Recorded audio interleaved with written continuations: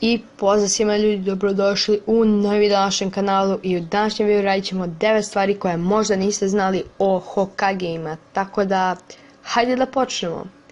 Prva stvar, Hashirama Senju je želeo da titulu prvog Hokagea ponese Madara Uchiha, međutim Tobirama se nije složio kao i selo, pa je Madara napustio selo.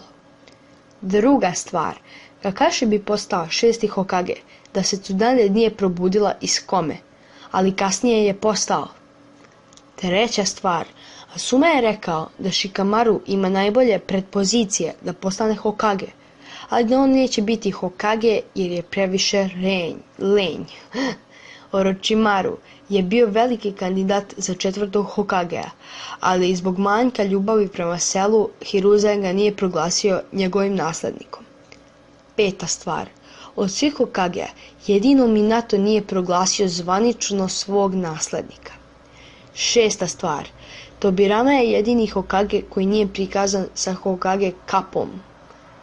Sedma stvar, od 7 Hokagea 3 njih je iz Senju klana, što dokazuje da je Senju klan jako dobar.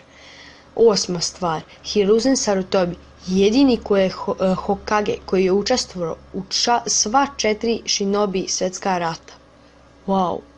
I posljednja 9. stvar, u manga epilogu poznat je 7. Hokage, međutim i prethodna 2 Hokagea su još uvijek živa, Kakashi i Tsunade, što znači da su još uvijek njih dvoje zvanično na vlasti. Tako da eto ljudi, to je bilo to za ovaj video, nadam se da ste uživali, ako jeste ostavite like, share i sub, a mi se vidimo u sljedećem videu. Pozdrav!